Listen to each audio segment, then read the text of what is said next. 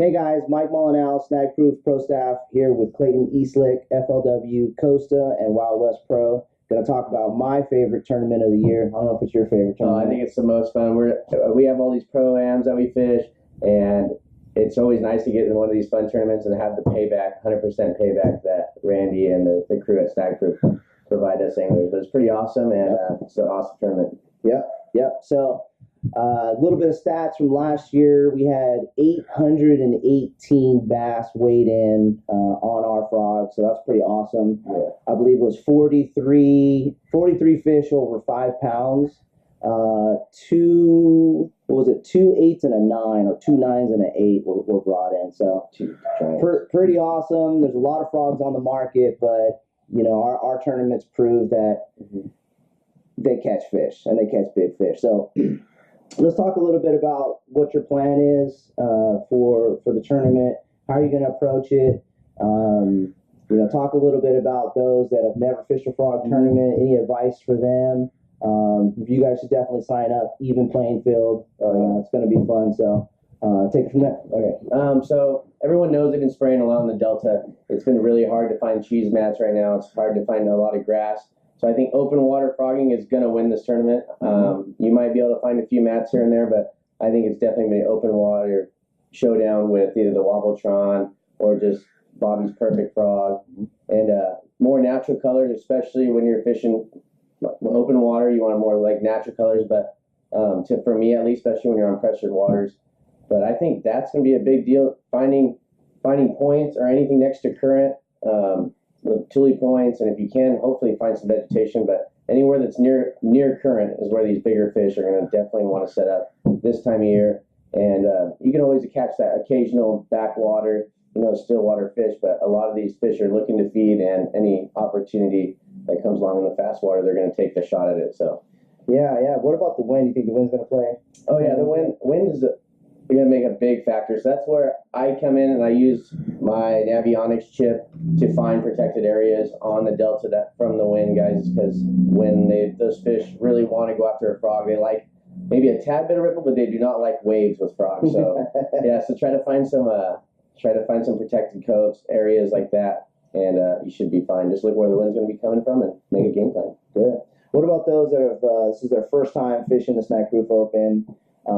Any advice to them? Should they be targeting specific type of cover? Should they be chucking and winding, say maybe a buzz frog? So if this is your first tournament, it's obviously a team format. So I would have one guy throwing just a standard frog, and then someone throwing more of a moving frog, like a buzz frog or a Wobbletron. You never want to throw really the same thing, so always change up your colors. And make sure you're just watching what your buddy's doing, because he might miss a spot, and that one spot could be an 8-pounder if you miss that spot, especially with a frog. They're very situational, and they're opportunistic with it. So if you put it in the right spot, a lot of times those big fish will take a shot at it. So let's talk about rod reels. For sure. So I'm gonna be throwing it on the 7.4 Maverick series by Spiralite. It's their ultimate frog rod. I like it because it has a little bit of tip where I can rock it or skip those frogs under trees or under bushes or wherever you need to skip it, but it also has the power to get those big fish out. I've caught 1 9 on it already, and it handled that fish pretty well, and I caught it in a cheese mat. But that's pretty much the setup. And then I'm going to use an 8-to-1 Inception by 13 Fishing. It has a little bit bigger spool, so you can put a little bit more line in it for those longer casts. And 8-to-1, man, when these fish hit it, they're hot. So you want to be able to keep up with them and keep pressure and flip them in the boat. Yeah, so good. Are you one of those ones that are like myself that modify your frogs? Yeah, I do, especially on this tournament, guys. When I'm on mats, I really don't modify them very much. Maybe I'll just sharpen the hooks up a little bit. But on open water, I'll bend these hooks up, take a pair of pliers, bend these hooks up, and I actually put them away from the body of the frog. I start putting them out. So anywhere those fish come up and they try to slap at it, it's going to try to catch them.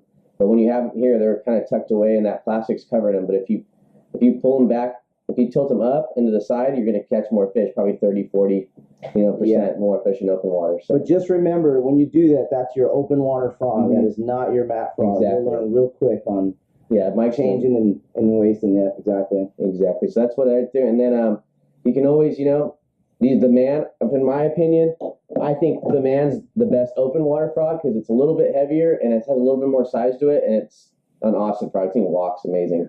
So yeah, I love this one right here. Yeah, I love our Poppin' Fatty. Yeah, on that same exact color.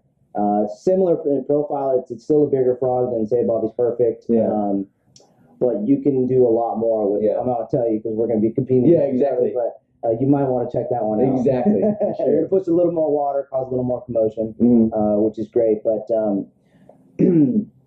natural colors. I know last year you were mainly relying on the Spro type color. You've got one of my all-time favorite frogs out here, which is our brown bullfrog. Guys, don't throw this frog. This just does not work. They do not work. I can see here you don't modify any of the bottoms. I take a Sharpie to all mine. Right now, these are brand new frogs, guys, so I will be modifying a little bit, like little touches. But most of the time, man, they make great colors. Snag Proof makes killer colors. You can catch fish and. Yeah, I mean, to be honest, there's a lot of frogs in the market. Our paint schemes aren't like the greatest that are out there, but the fish don't matter. I mean, that's the paint schemes catch a fisherman. Exactly. The frog itself is going to catch the bass. So. Anyways, that was great. Good info. Do you want to give any other tidbits to anybody else fishing? Waypoints. Yeah. Here I got. But no, I would say, man, just get out there, guys. It's an awesome tournament. This is the tournament that everyone looks forward to for the summertime. It's been around forever, and it's definitely a cool atmosphere. You don't launch till the afternoon the first day, and then you launch in the morning, so you get two different tides on one of the best fisheries in the world. And you get to throw a frog and catch big ones, so how can it get any better? Yeah, if you guys are on the fence about signing up for this, just go ahead and do it. I mean, I can't tell you how much fun this is. I mean, it's 6 hours. You start, like you mentioned, it starts at 11 o'clock. So you fish two different tides. It's fun. It's just a fun one. Everybody's going to be grinding it out. Oh, yeah, it's going to be grinding. He mentioned there's not a lot with the spraying that's going on. It's finding good grass is definitely difficult. And even those guys that are out there on the Delta all the time, it's a frog. It's a frog bite. So it's not like they have all the advantage. Exactly. I mean, they could be in higher percentage areas, but last year, the one kicked everybody's butt. Yeah. I mean, he weighed in. Exactly. What, 35 pounds? 35. They ran 35 pounds in 2 days, and that's for 6 fish. It's true, and it can happen, man. You just got to keep your head down. And this tournament's all about usually. Not saying every year, but one big. If you can get that 6 plus, and then back it up with some 3s, you guys will be just fine. Yeah, don't underestimate the power of a 3.5 pounder. Exactly. Oh yeah, if you have 9 pounds a day, I bet you'll be way up there. So that's great info. Appreciate your time, and good luck out there. I'm pumped, dude. Good luck, brother.